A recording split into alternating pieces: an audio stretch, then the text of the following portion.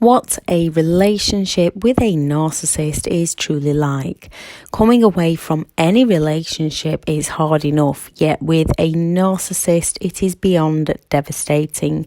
If that was your parents, a close friend, a family member, or a partner. Those painful memories of the past slowly putting the pieces of reality back together, often while the narcissist in your life is still playing some form of horrific manipulative game, trying to destroy you when you're already down and at rock bottom, trying your absolute best to pick yourself back up, and they hit you with smear campaigns, lies and false promises. I'm Elizabeth Shaw, welcome to the channel. Thank you to all the returning subscribers. If you are new to the channel and you do find the information helpful, please do subscribe and hit the bell if you want notifications. Videos are released weekly. The channel is all about the narcissistic personality disorder to give you more understanding of what you've been through in your life, how you might be feeling, ways to recover, and how to handle them if you can't go no contact. A narcissistic relationship can often leave people with lots of things to overcome: anxiety, depression, adrenal fatigue, physical illnesses, CPTSD, trauma bonding, anger, guilt, pain, loneliness, and so many more. Often left feeling like you've gone crazy with little to no self-esteem, losing jobs, money, homes, possessions, and some lose the children to the narcissist and feel like they've lost their own sanity. Trying to work out what happened and fitting the pieces of your life back together is hard enough. Working on ourselves and changing who we are to who we want to be is a big enough job on its own. Yet with the trauma bond, the fact that they can play nice, your reactions at times from being provoked to now creating new boundaries, going no contact and putting your life back together, and you're left feeling though you're fighting for your life and that no one understands. Unfortunately, far too many of us go through this in silence. You are far from alone. People have recovered. There is help and support out there. If they were a narcissist or not, abuse is abuse and you don't deserve to be treated this way. Toxic people are energy drainers and they create so much misery and mayhem in our lives. It often leaves us with more self-doubt. So here's a few things narcissistic people do in a relationship. A narcissist will continue to change you in horrifying, unexpected ways. So if it was your parents, you might have never truly felt like you fitted in or known who you were. A partner might have, with a partner, you might have felt your true self slipping through your fingers as you regularly changed who you were to please them.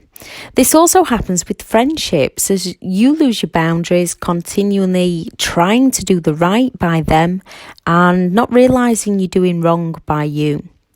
Most children grow up with no real sense of identity if they've had a narcissistic parent.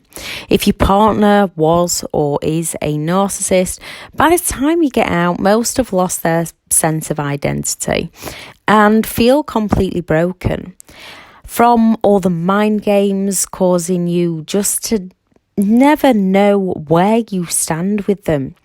Often you end up letting go of who you truly are and doing all you can to please them, walking on eggshells in case you set them off in their anger, rage, silent treatments, arguments.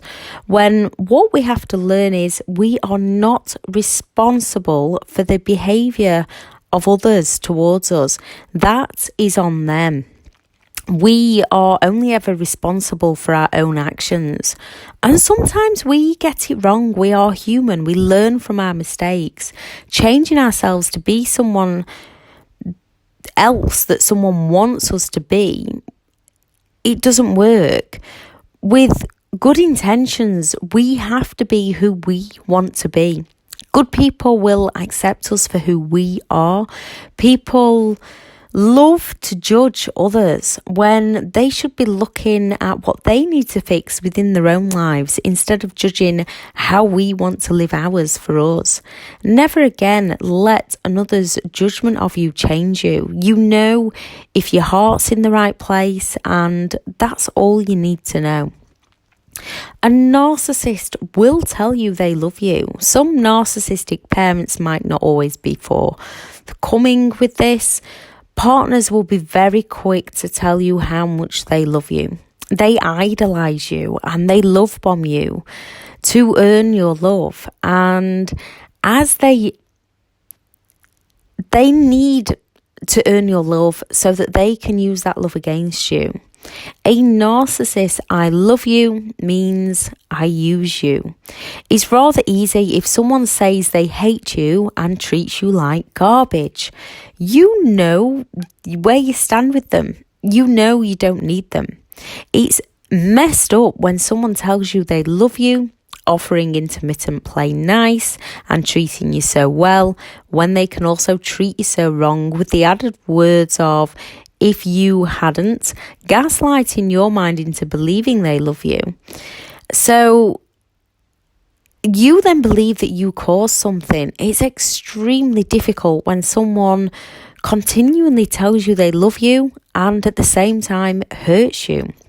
No, you did not cause this. Someone who genuinely cares for you wants to see you do well, wants to see you happy, wants to see you right. No matter what, they would want to see you happy.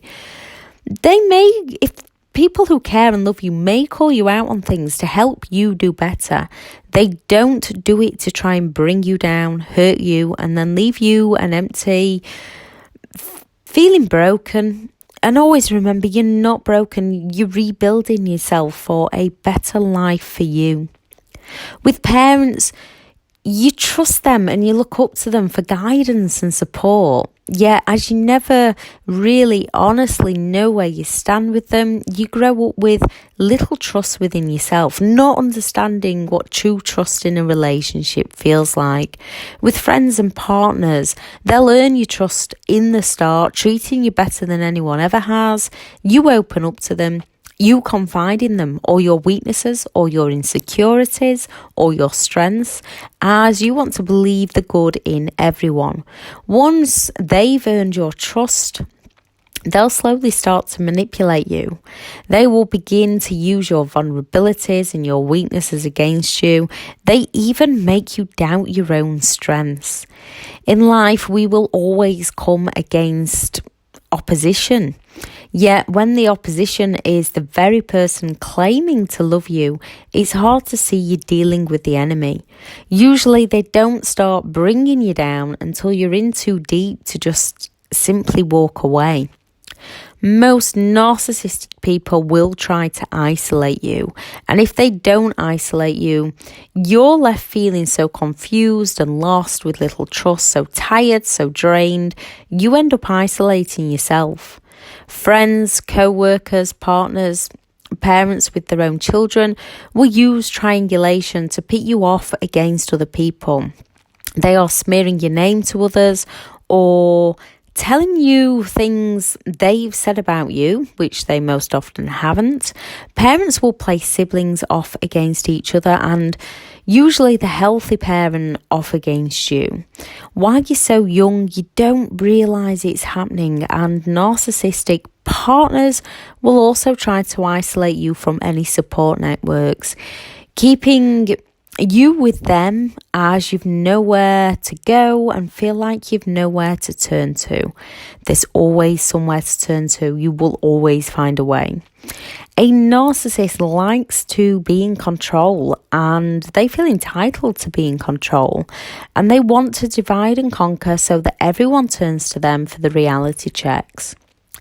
They trap you, be it parents, friends or partners, and they want to make you so weak that you no longer know reality and can only turn to them.